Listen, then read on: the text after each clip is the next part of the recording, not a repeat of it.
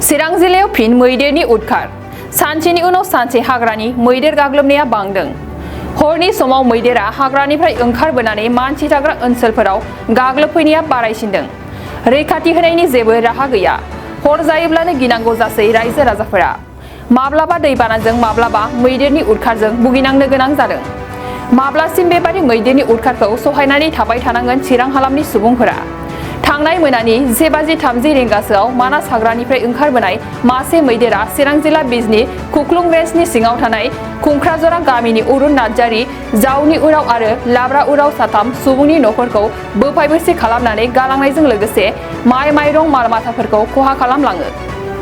गामिनि दुखुथिया रायजो राजाफोरा मिथिहोनाय बादिब्ला मैदेरनि उदखारा बेल' नङा, सिगांनिफ्रायनो बेबायदि जाथाय जाबाय थायो। बेनिखायनो रायजो राजाफोरा मैदेरनि रैखाथिखौ गोरासिन खालामनानै होनो आरो मैदेरजों न' बां खहा जानांनाय नखरथामनो अनसुंथाइ होनो थाखाय सरकारखौ खावलायदों। बे खौरांखौनो खोनानानै बिटिआरनि हाग्रा बिफाननि मावफुं सोद्रोमा रनजित बसुमतारिया खहा जानांनाय नखरफोरनो खहा सुफुं होसिगोन होननानै फोरमायदों।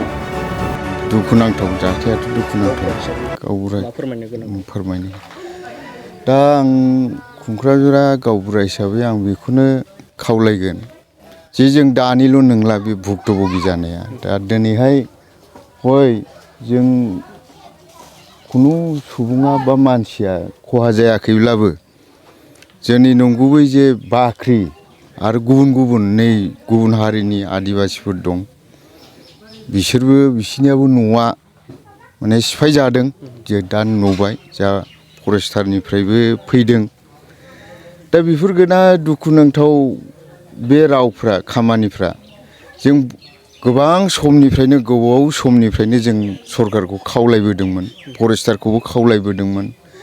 थांनाय 19 ना 20आवबो जोंहा बे लामायावनो बे मेन रड आमगुरि टु बिजनी बे थांग्रा लामायावनो माने सासे मानसिखौ थैदों, सासेया थैयाखिसै आरो बाइकजों फैबाय थानायावनो बिसोरखौ गाथारनाय जादों। दा बे रोखोम जाबाय थायो आरो जायो नङा।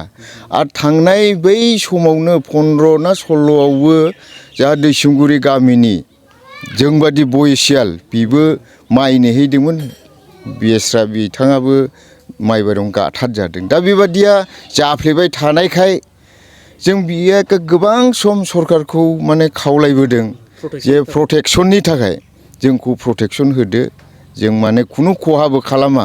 जोंनि बेयाव ओरैबादि माने हाग्रा खाथिलाबो जोंनि सेंग्राफोर बा सोरबाफ्राबो माने खुनु दंफांनि बिजनेस बेखौ खालामफेरामोन। नाथाय दा खाथि हिसाबै गुबुनफ्रा मावनानै लांबाय, हाग्रायाव जेबो गैला। दा जोंहा साखाथि हिसाबै हाग्रा सेर हिसाबै माने जोंसो बेखौ भुगिनांगौ जादों।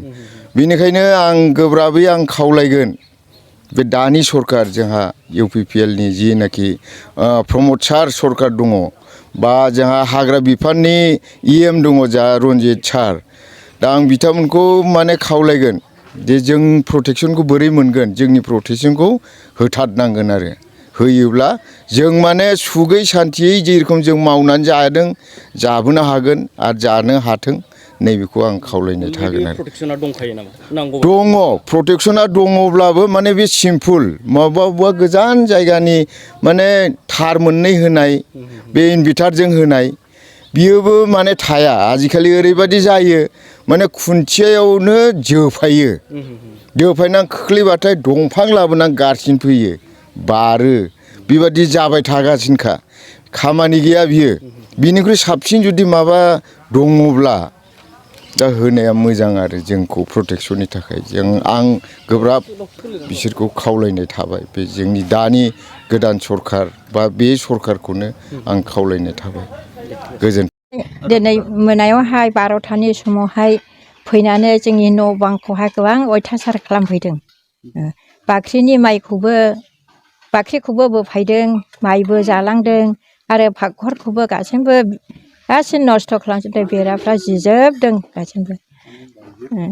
आरो जोंहा गोबां फिसाफोर ज' थानानै जोंहा होदोंमोन आरो बाङैजों बांसिनसो खालामनानैहाय नैबे न'आवहाय जोङो ज' बिहामजो बिखुनजो जों ज' गाखोनानै थादों।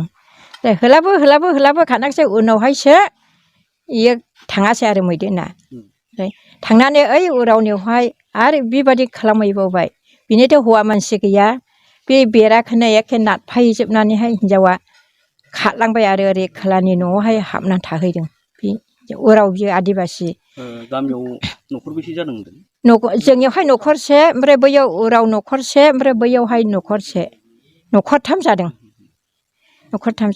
बैनिबो न' सिफायदों बैनिबो सिफायदों ओमफ्राय जोंनिबो सिफायबाय नै जोंनि बेरा सिफायबाय आरो ओमफ्राय बे फाखघर बे बाख्रिखौहाय सिफायबाय आरो ओरैनो नोंथांमोननि लुबैनाया मा जे प्रटेक्सननि बाथ्रा जोंनि लुबैनाया बेनो जोंनि बिदि खहा जानायफोरखौहाय मोनोब्लालाय मोजां आरो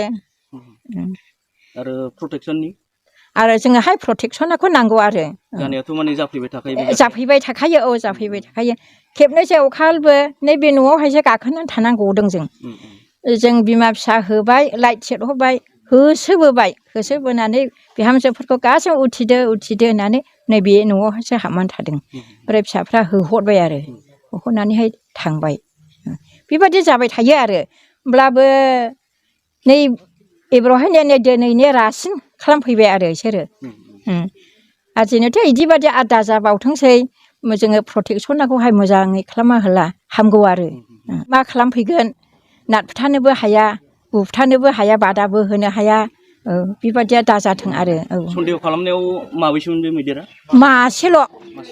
मासेल'खा मासेल' दाख्लैनिबो मासेल'खामोन ओमफ्राय बेबो मासेल' जा गिदिर मैदेराबो आंहा नायबाय थादों आरो जा मा खालामलाबायदों ओमफ्राय ओरै बाख्रिजों थांनानै बाख्रिखौहाय बोफायहैयासै ओमफ्राय होजानानैहाय ओरै मबे लामाजों थांखो जोंहा नुवाखिसै आरो बहाय गाखोनानै थाबाय नालाय जों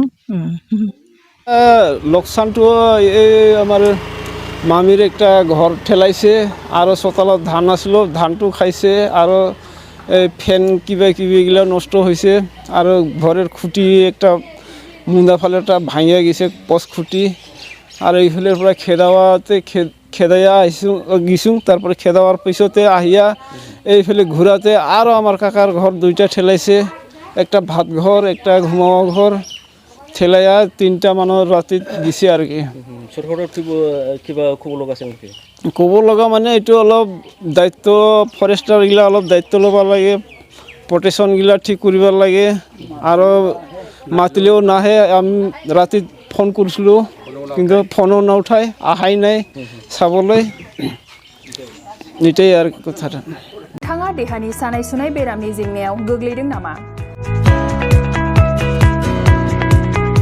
गावनि देहानि सानाय सुनाय बेरामखौ लानानै दुखुआव दं नामा मोनसे गोजोनथाव खौरां नोंथांनि देहायाव बायदि रोखोमनि सानाय सुनाय दंब्ला नोंथाङा जिंगा दासि एसआइ निउर' थेरापि बेयाव नोंथाङा गावनि देहानि सानाय सुनायखौ गोरलैयैनो फाहामनो हागोन